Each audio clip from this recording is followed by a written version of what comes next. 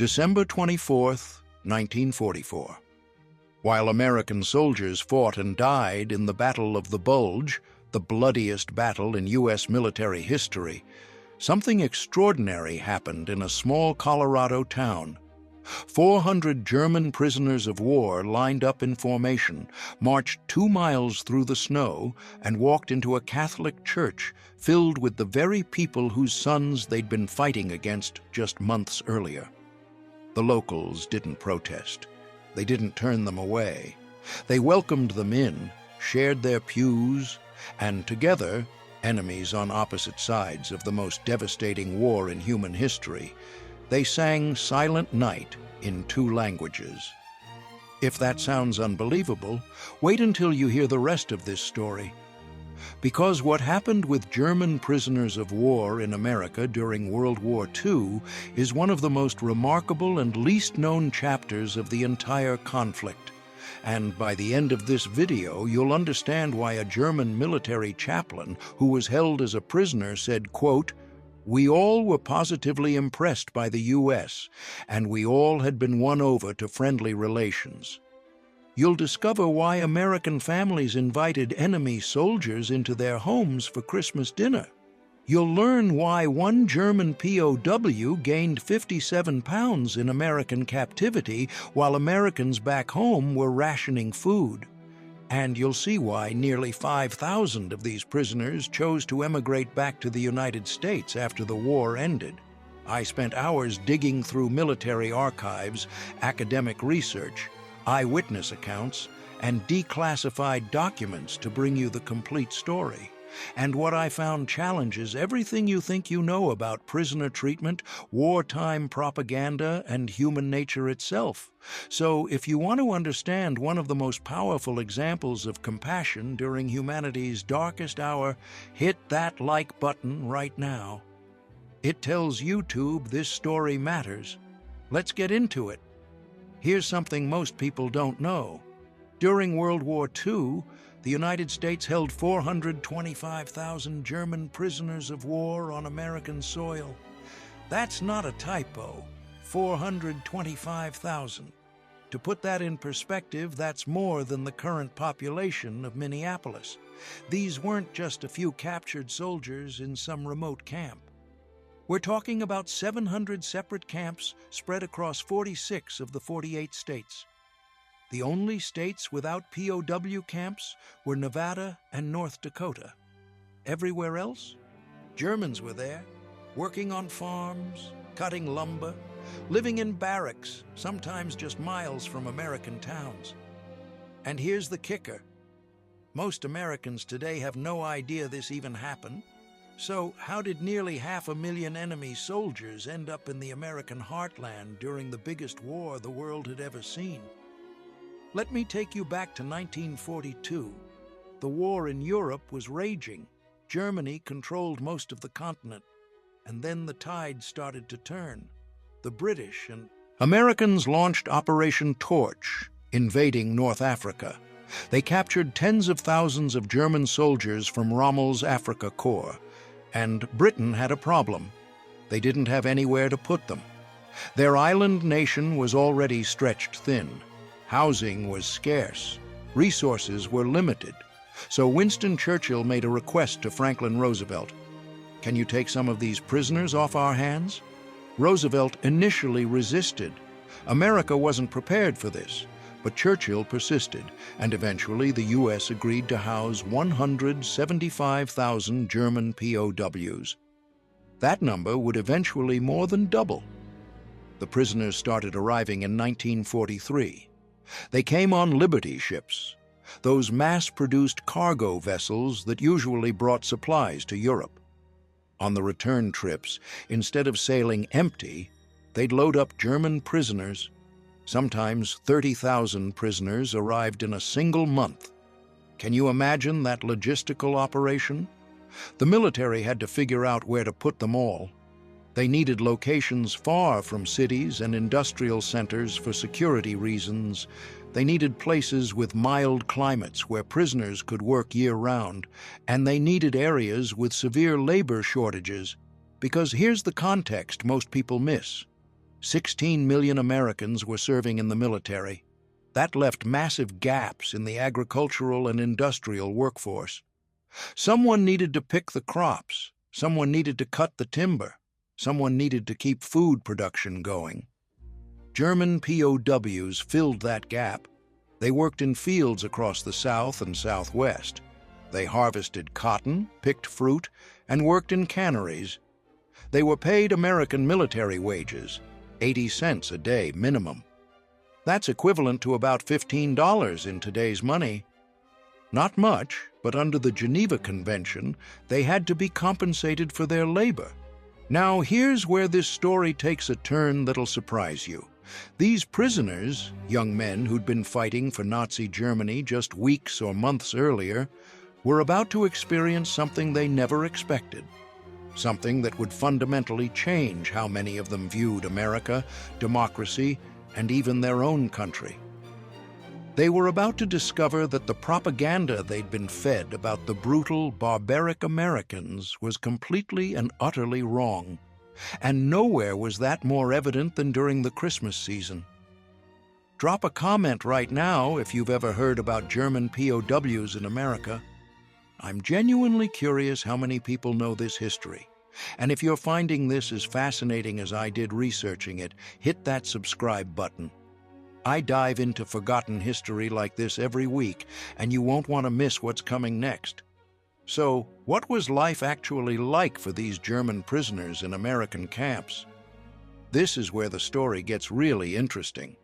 Because under the Geneva Convention, the international agreement governing treatment of prisoners of war, the United States was required to provide certain standards of care, and America didn't just meet those standards. They exceeded them by a lot. Let me paint you a picture of daily life in these camps. German POWs received the exact same food rations as American soldiers. Not less, not inferior quality. The same. While American civilians back home were dealing with ration books, limiting their butter, sugar, meat, and coffee, German prisoners were eating full military meals. 3 squares a day, and get this, they received special holiday meals for Thanksgiving and Christmas. Turkey, all the fixings, the works. One German prisoner later recalled, quote, "When I was captured, I weighed 128 pounds. After 2 years as an American POW, I weighed 185. I had gotten so fat you could no longer see my eyes. 57 pounds. This man gained 57 pounds in American captivity, while his fellow Germans back home were starving as their cities were bombed and their infrastructure crumbled. But it wasn't just about food. These camps had libraries. They had theaters where prisoners put on plays and musical performances. They had sports facilities, soccer fields, volleyball courts.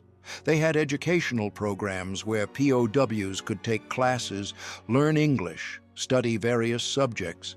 They had camp canteens where prisoners could buy snacks, tobacco, and reading materials using the money they earned from their labor.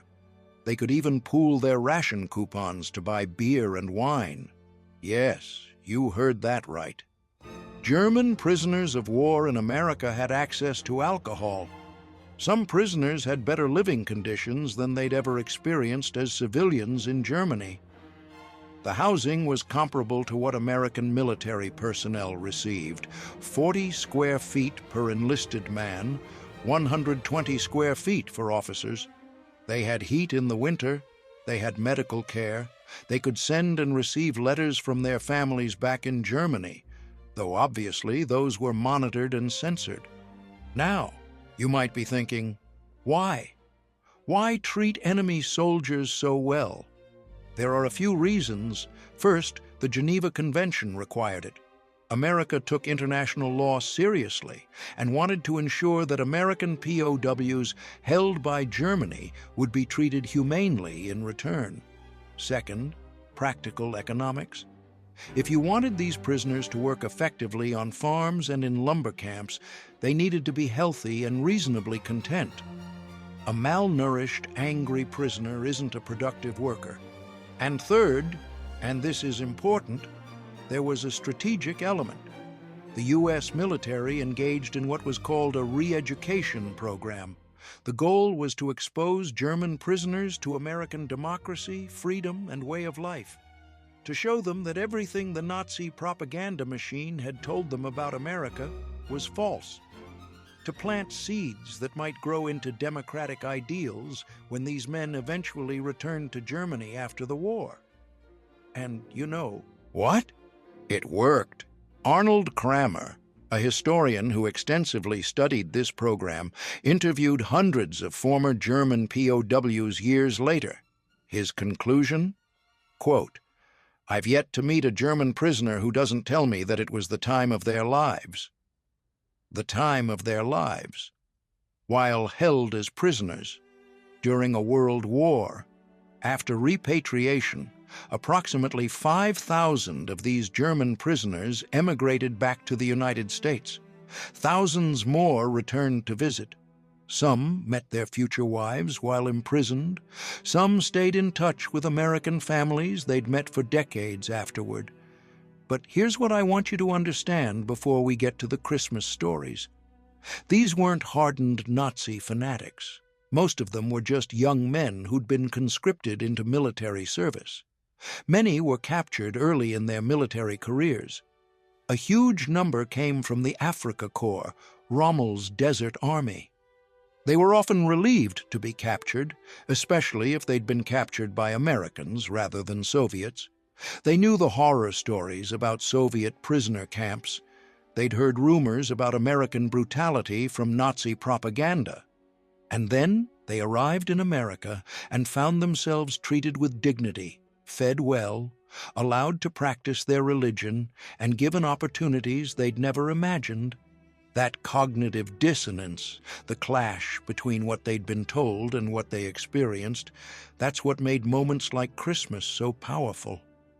Because nothing breaks down walls between enemies quite like shared faith, shared songs, and shared humanity during the most meaningful holiday of the year. If you're getting value from this, hit that notification bell. I've got more incredible forgotten history coming your way, and you'll want to be notified when it drops. Now let me take you to Christmas Eve, 1944. The place is Kremling, Colorado, a tiny town in Grand County nestled in the Rocky Mountains. Population maybe a few hundred people. The kind of place where everybody knows everybody, where the Catholic Church is the center of community life, where Christmas Eve Mass is the most important service of the entire year. And on this particular Christmas Eve, something unprecedented is about to happen. There's a POW camp just outside town. Well, technically two camps, one in Kremling and one in nearby Fraser. About 400 German prisoners total. They're working at an ice block factory. This isn't luxury ice for cocktails. This is industrial ice used for refrigeration in railroad cars transporting food and supplies across the country. It's essential war work, ironically being done by prisoners from the enemy side. These men are primarily captured from the North Africa campaigns. They're far from home. Many haven't seen their families in years. Some don't even know if their families are still alive back in Germany as Allied bombs rain down on German cities. And it's Christmas Eve, the loneliest, most homesick night of the year. The camp commanders make a decision. These prisoners will be allowed to attend Christmas Eve Mass at the Catholic Church in town. Not under heavy guard in a separate service, not watching from the back.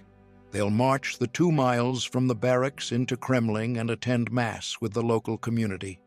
Together, in the same sanctuary, sharing the same prayers, the same songs, the same service. Can you imagine making that decision? It's 1944. The war is still raging. American boys are dying in Europe. In fact, at this very moment, the Battle of the Bulge is in full swing. It started on December 16th and will continue through Christmas Day. It will become the single bloodiest battle for U.S. forces in the entire war. 19,000 Americans will die. And yet here, in this small Colorado town, the decision is made to welcome 400 German soldiers into the heart of the community's most sacred celebration. Lorraine Davison was a little girl at the time. She witnessed this event, and decades later, she shared her memories with CBS News. She recalled watching the German prisoners being marched up the street to the church. Quote, "We were aware that they were German prisoners of war," she said. Quote, "It's kind of interesting to us, as just children, why these people were marched up the street." She remembered the sight vividly.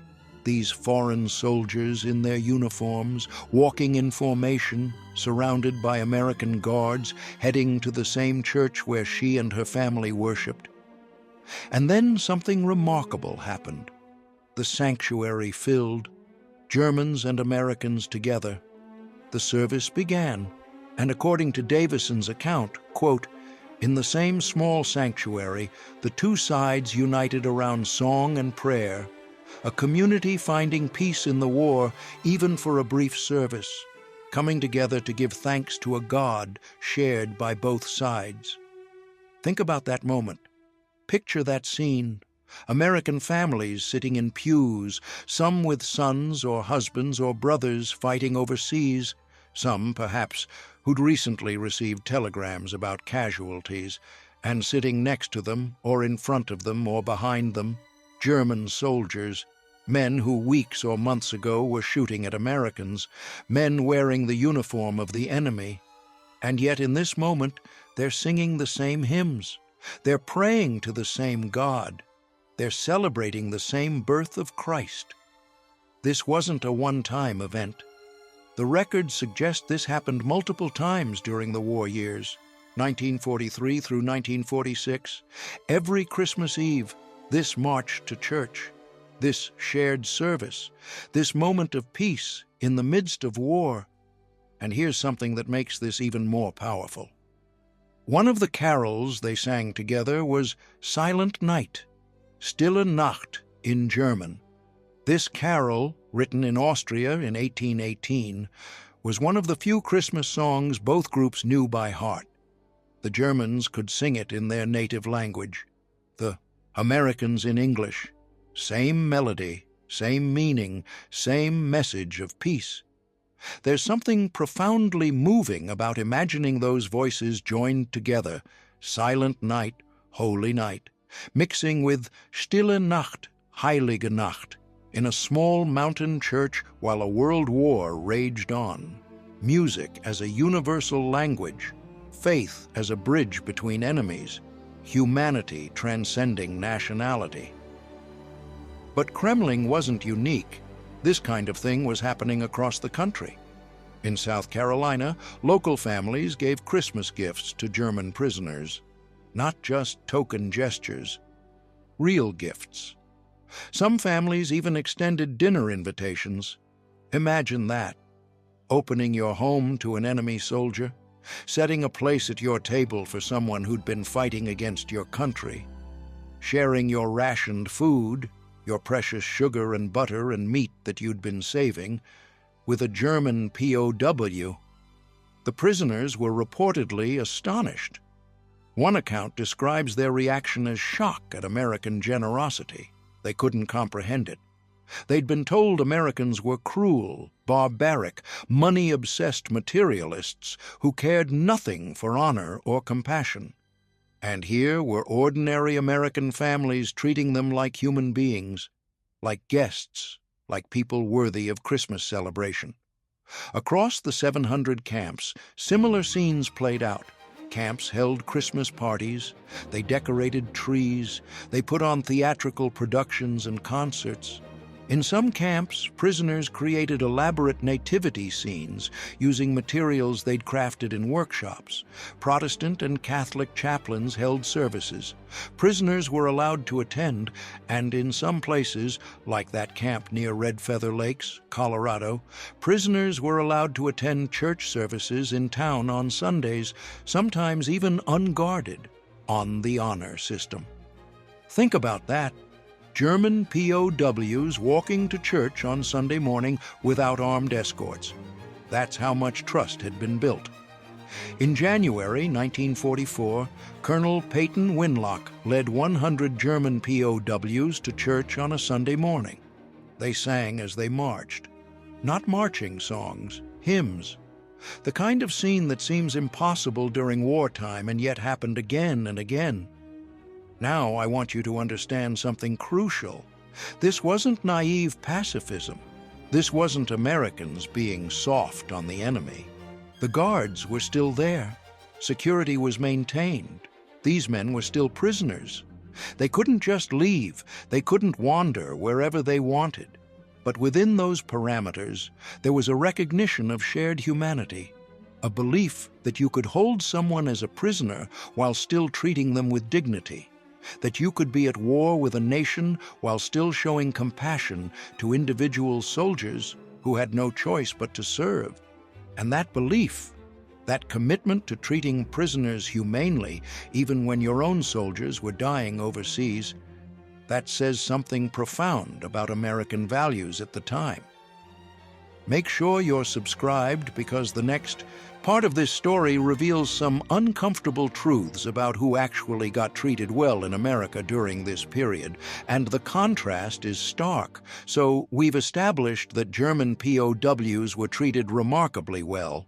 But here's where this story gets complicated, because while German prisoners were eating full meals and attending church services and being invited to Christmas dinner, there were American citizens who couldn't get served in those same restaurants.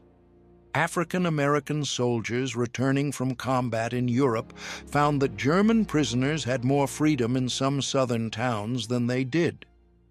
Let me give you a specific example. Corporal Rupert Trimmingham, a black American soldier, witnessed German POWs being served at a restaurant where he and his fellow black servicemen were denied entry because of Jim Crow laws. Think about that irony. Enemy soldiers treated better than American citizens because of the color of their skin. Trimmingham wrote about this experience, and his letter exposed one of the ugly contradictions of the war. America was fighting fascism abroad while maintaining racial segregation at home. German prisoners could ride buses, enter businesses, and move through southern towns with fewer restrictions than black Americans in uniform who'd risked their lives for their country.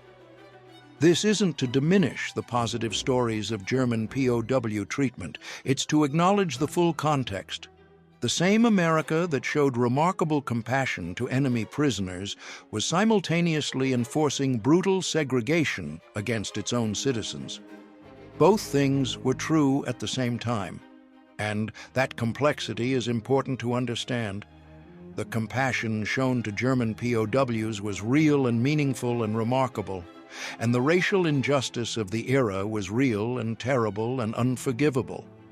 History isn't simple. It's messy and contradictory and full of moments that challenge our easy narratives.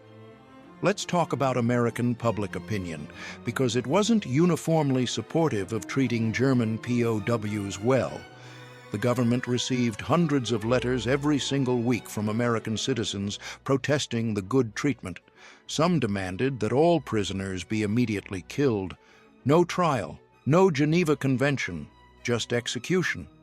Others were furious that prisoners received meat and cigarettes while American civilians had ration books. They saw photos of healthy, well-fed German prisoners and thought about their sons enduring hardship in European foxholes, and they were angry. Understandably so. Labor unions opposed using prisoner workers, arguing it took jobs from Americans. There was real tension, real opposition, real anger. But here's the other side. In rural areas where labor shortages were most severe, many communities welcomed the prisoners.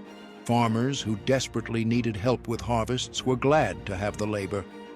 In February 1945, politicians from rural districts requested 100,000 more prisoners for farm work.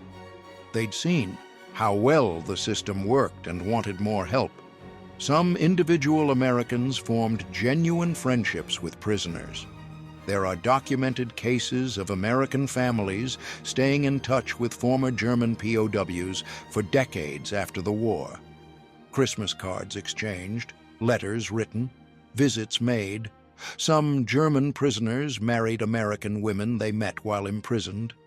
These relationships required special permission and were technically forbidden fraternization. But love finds a way even during war. Several camps held social receptions where local American girls were invited to meet prisoners. Again, this was controversial, but it happened. And then there's the perspective of the prisoners themselves. I mentioned historian Arnold Kramer earlier. His research included hundreds of interviews with former German POWs. The consensus among those he spoke with? Quote, "I've yet to meet a German prisoner who doesn't tell me that it was the time of their lives." But here's another quote that's equally revealing. Alex Funke was a German military chaplain held at Camp Algona in Iowa. He wrote, quote, "We all were positively impressed by the U.S., and we all had been won over to friendly relations."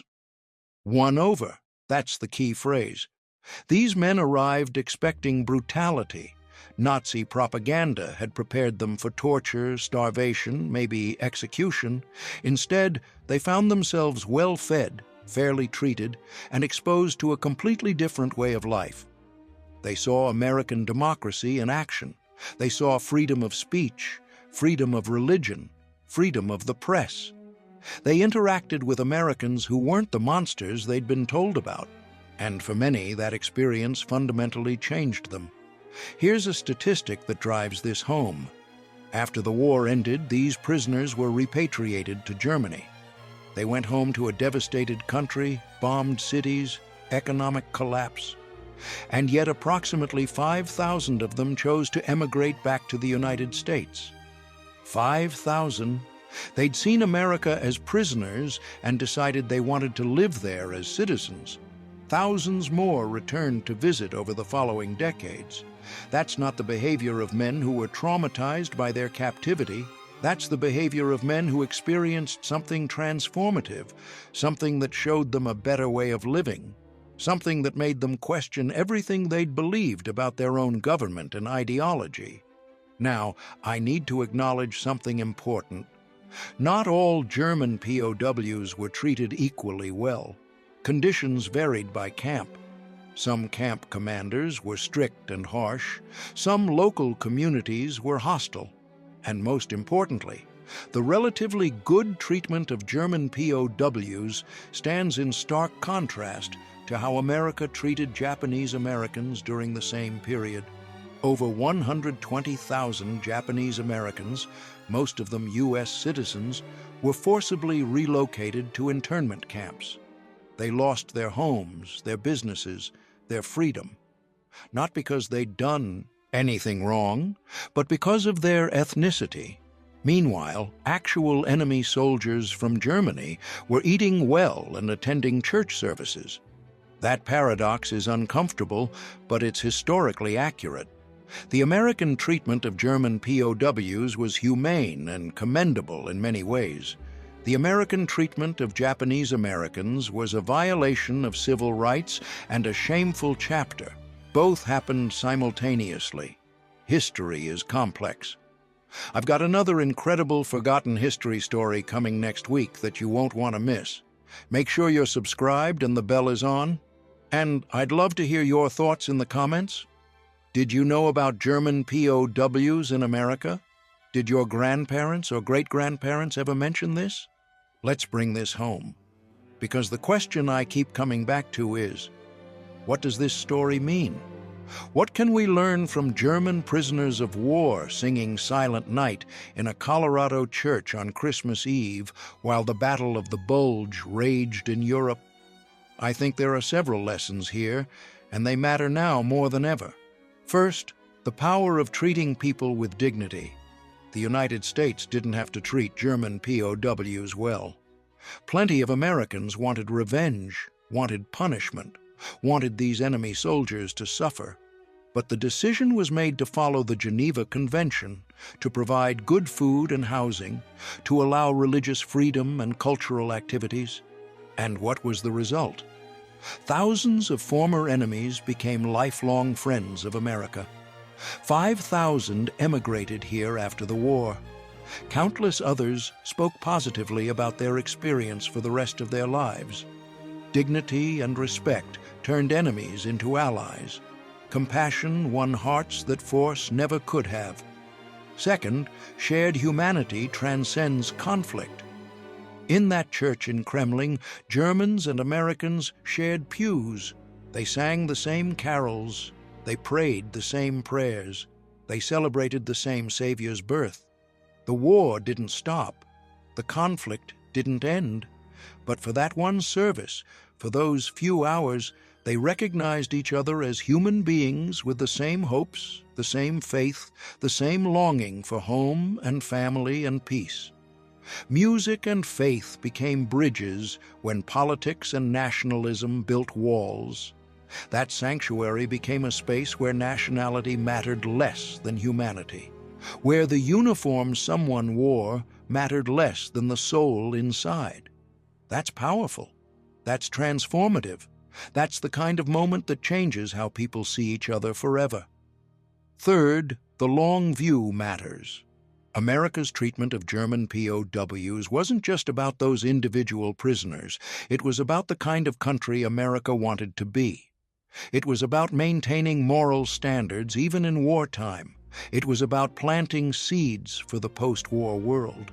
Many of those German POWs went home and helped rebuild Germany as a democratic nation. Some became teachers, business leaders, politicians. The seeds of democracy and American values that were planted during their captivity grew into relationships and institutions that shaped post-war Germany. The Marshall Plan gets credit for rebuilding Europe, and rightly so. But these human connections, these individual transformations, these personal experiences of American democracy and compassion, those mattered too. Soft power working quietly alongside hard power. And fourth, the importance of living your values even when it's hard. America was in the middle of the largest war in human history. Hundreds of thousands of Americans were dying. Millions were serving. Everyone was making sacrifices, and yet the decision was made to treat enemy prisoners well. Not because it was easy, not because it was popular, but because it was right, because the Geneva Convention said so, because America wanted to be the kind of nation that upheld international law and human rights even in the darkest times. There were failures, absolutely. The treatment of Japanese Americans being the most glaring. But the treatment of German POWs showed that it was possible to maintain moral standards even during total war, that humanity didn't have to be a casualty of conflict. So here's what I want you to take away from this story. You started this video maybe not even knowing that 425,000 German prisoners were held in America during World War II. Now, you know about the 700 camps. You know about the Colorado church service on Christmas Eve. You know about the families who gave gifts and extended dinner invitations. You know about the German POW who gained 57 pounds. You know about the 5,000 who came back to live in America. You know about historian Arnold Kramer's conclusion that prisoners called it the time of their lives.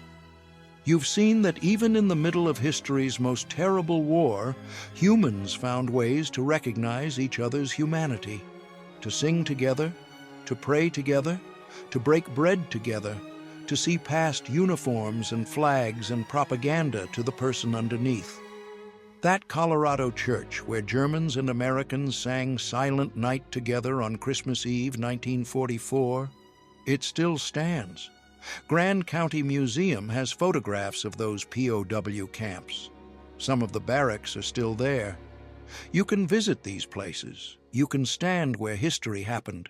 And maybe, if you're quiet and you listen, you can almost hear those voices joined together, Silent night, holy night, all is calm, all is bright, mixed with stille Nacht, heilige Nacht, alles schläft, einsam wacht. Enemies united by faith and music and shared humanity, finding peace in war, even if just for one brief, beautiful service. If this story moved you, click that like button. Share this video with someone who needs to hear it. Subscribe to this channel because I'm bringing you more forgotten history that challenges assumptions and reveals the complexity and beauty and tragedy and hope of the human story. Next week, I'm revealing another incredible World War II story that almost nobody knows about. You won't want to miss it. Drop a comment telling me what surprised you most about this story. And remember, in the darkest times, the smallest acts of compassion can become the most powerful forces for change. The light shines in the darkness, and the darkness has not overcome it. I'll see you in the next one.